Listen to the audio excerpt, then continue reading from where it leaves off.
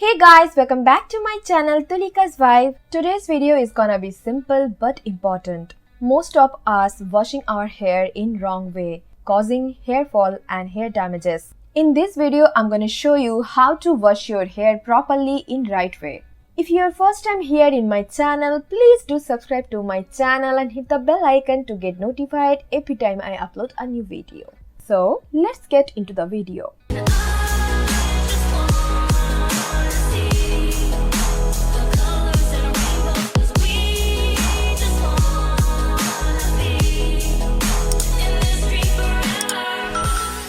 Shampooing and conditioning your hair seems like a simple concept. You lather, rinse and repeat. But if you don't pay close attention to your hair type, you may end up making common hair mistakes that can cause damages. The products and technique you should use depend on your hair type and how often it gets dirty. How often should you wash your hair? Before knowing how to wash your hair properly, you need to know how often you should wash it. It depends on your hair type and texture. An oily scalp and fine hair may require daily shampooing, while dry hair could only require shampooing once in a week. Though twice in a week is often enough for most types of hair, washing your hair every day is too much for most people. How to choose shampoo and conditioners? Nowadays, there are various products are available when it comes to shampoos and conditioners.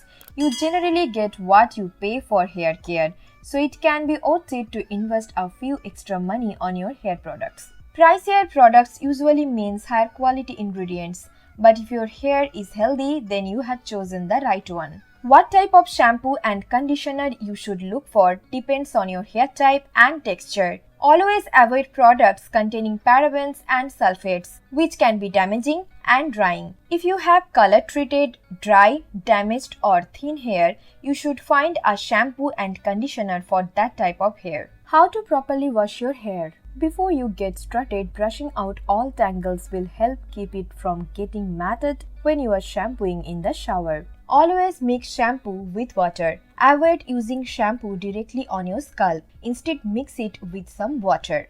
This will ensure that the shampoo spread evenly throughout your scalp. Secondly, you end up using much lesser shampoo than you would had you applied it directly. Make sure that you rinse your hair thoroughly with water before shampooing. Shampoo lathers better on wet hair and spreads evenly. You will also notice requiring lesser shampoo to wash your hair if you wet your hair properly beforehand. What should be the water temperature? Use lukewarm water to rinse your hair. Rinse with warm water first. The warm water will help open the cuticles of the hair so that the shampoo can penetrate deeper and remove dirt and oil from the hair. The open cuticles will also be able to absorb the oil and moisturizing effects of the conditioner better. Shampoo only the scalp. It's the scalp that needs the most attention while shampooing because the roots are often the oiliest. The ends of the hair are comparatively older and dry and thus end up getting more dehydrated after being washed with shampoo. So focus more on cleaning the scalp rather than the ends of the hair. Don't be harsh to your scalp while scrubbing. You should lather from the roots onto the ends of your hair, all the while gently washing your hair with your fingers and palms. Never scrub the scalp with your nails as that can cause abrasions and attract infections. Hair gets more sensitive when it's wet. Therefore, using back and forth or circular action to wash your scalp can cause tangles, breakage or weaken the follicles. You don't want to scratch at your scalp, so it's important to use your fingertips and not your fingernails. Some people do shampooing twice. There is no need to shampoo twice before conditioning. Unless you have oiled your hair beforehand and feel like the oil isn't washing off, there's no need to wash twice. Washing twice will strip your hair of its natural oil, which will adversely affect the growth of your hair and trigger damage. After shampooing, wash your hair with lukewarm water. Gently wash your hair with fingers and palms. Do not scrub your scalp with your nails, remember. After washing your hair, pat dry your hair very gently with a towel. Now it's time for conditioning. Don't apply conditioner on the scalp. Remember never to apply a conditioner on your scalp, as that will make the roots oilier than they naturally are. It's your hair that needs the most hydration and should be conditioned from the mid until the ends of your hair. The ends of the hair are the driest and need additional moisturizing, therefore, apply more conditioner at the ends and leave it on for longer. Wait for 2 to 5 minutes. Meanwhile, you can do dancing, singing, or some crazy stuff. I'm just kidding. Continue with your shower while you allow the conditioner to work its magic. Wash your hair under cool running water to wash off the conditioner. The cold water will help close the cuticles and retain moisture. This will ensure that your hair doesn't absorb more moisture from the environment and turn frizzy. When you'll get to see that water coming out pretty clear, then you'll understand that your hair is completely clean and washed. Now stop washing your hair and tie your hair up into a turban with a towel. Let the towel absorb the water from your hair.